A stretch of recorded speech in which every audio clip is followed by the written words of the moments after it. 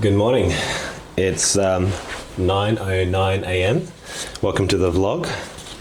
It's Monday morning after my worst race that I ran. Ooh. I was originally supposed to run a 10k with Dan at sub 40, and I rolled my ankle in the first 100 meters and barely got over the finish line in 70 minutes. So I'm here to talk about it because it was on paper sure a failure, and I'm not gonna lie, it sucked. I barely talked to anybody after the race and I went straight home. I feel ready to talk about it now that I've sat with it, and maybe it can help you if you're going through a hard time and you need a way or to think through or work through your relationship with setbacks, because the punchline is it's just setting the stage for your comeback.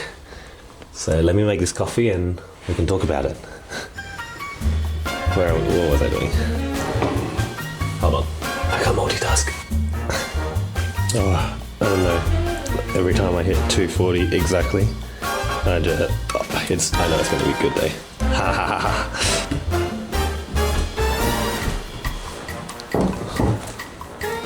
Does the frame look? No, I think I can go 50. Yeah, okay, fine. Oh, I feel like I'm in therapy. Where's my cushion? No cushion. I'm just gonna, it's freaking cold in Melbourne. All right. Oi. Disaster. Ooh, that's good. Okay, so where do we begin? Let's just set the stage. I was supposed to run 40 minutes or sub 40, just 39:59 with Dan. He paced me for my sub 25k, and I'd run 39:20, I think, the few weeks before, so I knew I could do it. And I was really looking forward to returning the favor for my friend Dan. And unfortunately, I just found myself within the first 100 meters, as everyone was racing outside the choke point. I rolled my ankle in the first 100 meters as my shoes slipped on the grass. If anyone knows, the meta speeds are not great for grass. They're good for road and tracks, but yeah, wet grass and high stack shoes, they don't go well together at all.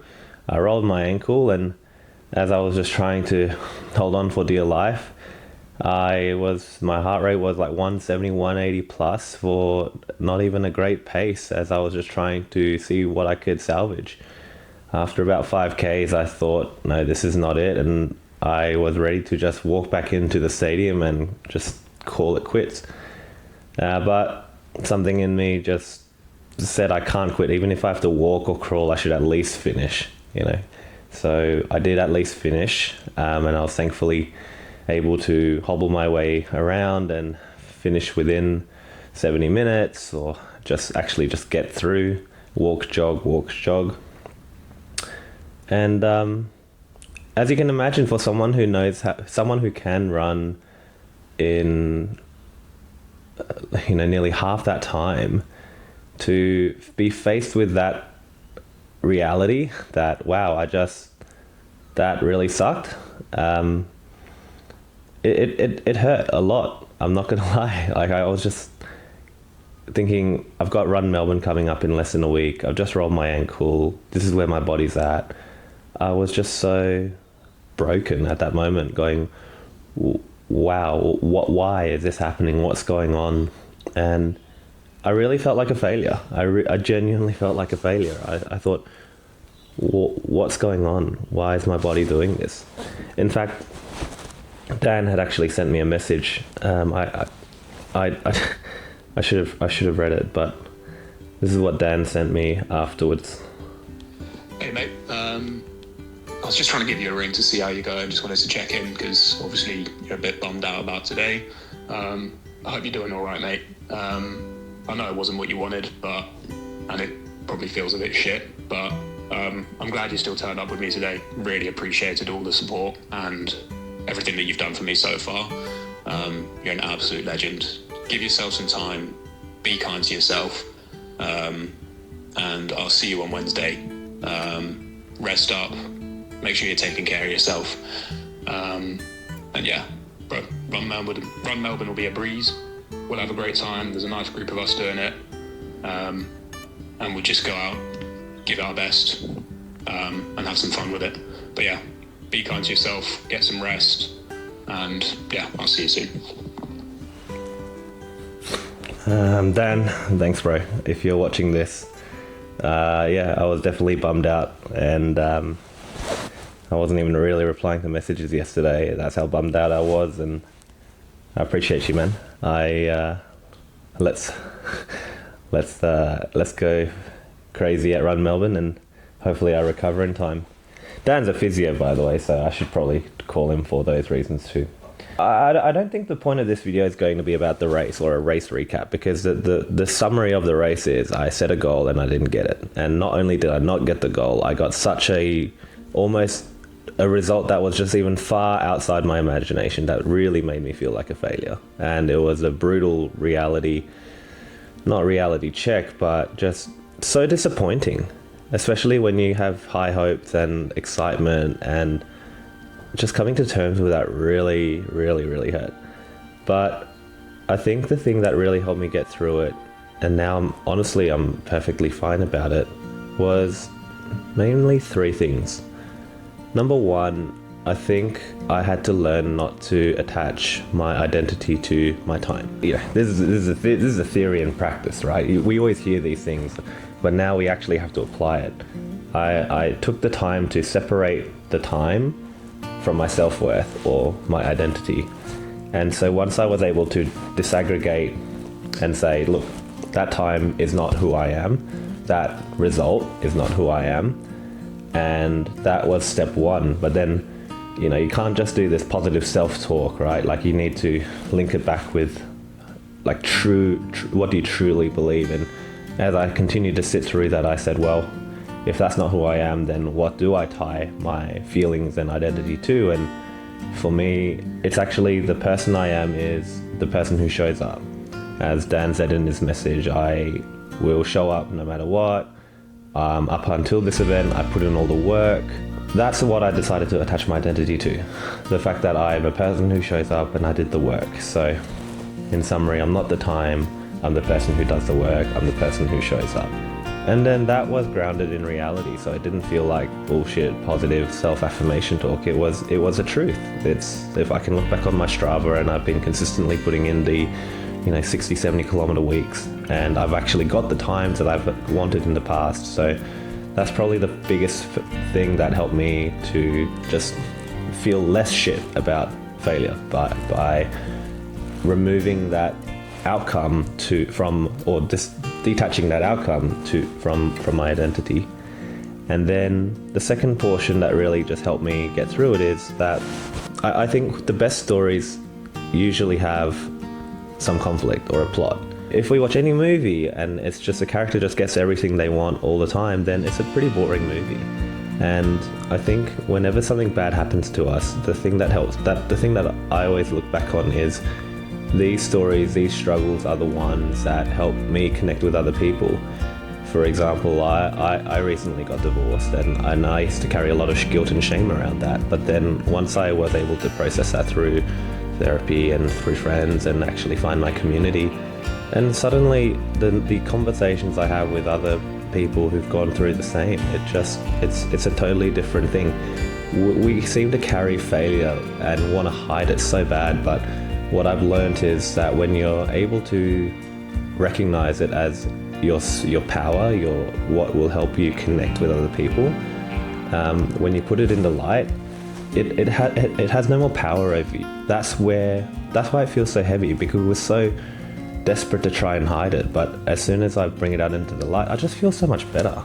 I don't feel like I'm an imposter anymore. I can just be open with it. And in fact, when you can share your failures openly around the people around you and they don't judge you for it, you just feel so much better. And that's what I find with this race as well. I feel like this video is my way of just saying, hey guys, like, I fucked up. I just didn't get what I wanted, and that sucked, but I'd rather be open about it, because who knows, it could exactly be the relatable story that someone else who's watching needs to feel better about something they're going through. And if for the few people that are watching out there, if you are going through something difficult, if you are going through a failure or a setback, know that this is just the stage for your comeback. If you only keep getting everything that you want, and yeah, it's good for you, but I think it's going to be difficult for people to cheer you on. We love cheering the underdog, including in our own lives. So giving yourself the grace and the space to have those, like, the margins to actually fall short along the way, or maybe it's not even about falling short, maybe that's actually part of the journey. So that's probably the second thing, just being open about, or don't be worried or try to hide your failure or your setback. In fact, use it as an opportunity to tell your story, like I'm doing now. And when you can see that these are the stories that help you connect with people, then you're going to get, well, I feel really excited about every potential setback, because it's like, great, what am I going to learn from this, and how can this help someone else? Because connections, I think, are really accelerated on common struggle and common pain. And then the last thing is, I think it's just about gratitude, because I've rolled my ankle now, and all I can think about is just getting better so I can get back on my feet. And it's just a funny framework. Like, people say be grateful all the time, but like, how do you actually be grateful? I think how you actually be grateful is, like, just imagine what you have, and then imagine you lost it, and then you remember that you actually still have it. So for me, that is saying, okay, right now I don't have the full mobility of my ankle, but my God, as soon as I'm going to get it back, I will be incredibly grateful. And we can do the same for anything in our lives. If you just imagine, for example, your loved one, imagine they weren't here anymore, and then just remember, wow, like, they are actually here. You can use that opportunity to be extremely grateful, give them a call, and I think the people who can appreciate what they have are the happiest people. And I've been a lot happier since I've been able to literally go through that thought exercise. A thought exercise I often go through when I'm having a rough day, like yesterday, is imagine I'm on my deathbed and I'm going to die, and suddenly an angel appears and goes, hey, Jun, do you want to just go back to 11th of July, the day you rolled your ankle? And it feels like a shit day today, but mate, like, 10 out of 10 times I'm going to take that deal and say, yeah, like, sure, of course I'm going to go back where my friends are still alive, and yeah, like, the only ankle pain is the only pain I've got to deal with, and I can still call my mum. And yeah, so in summary, like, just that gratitude mindset, I think, is what helps me overcome a lot of these difficult moments, because sure, it feels tough at the time, but it's going to be something that will help me connect with others, and it's going to also just be something that I'll learn from. And you know, like, that's where we learn. Like, they're not really a failure if you learn from it. So yeah, I don't know if I'm ranting too much, or if it makes sense or not, but again, I'm trying to be a bit more raw and unedited, less curated with some of these vlogs, because I find that's what I really connect with on YouTube. Doesn't mean every one of you will, but I hope this has provided some value, because even though it was the worst race of my life, I think it's taught me so much about how to manage injury, how to manage expectations, how to show up for people, how to disaggregate my identity from my outcomes, and really remind myself of who I am. I'm a person who does the work, I show up, I train. This is all going to be part of the story that I tell, and it's what's going to make my final achievement even more meaningful. So yeah, I'm a lot better about it now, and even though it's not my best time, this medal is going to be holding a special place, like my marathon medals, because it's going to be the story of how I bounced back. And I think that in and of itself is a story worth telling. Alright, I'm going to leave it there. If you made it this far, I really appreciate you, and I'll see you guys in the next one. Bye.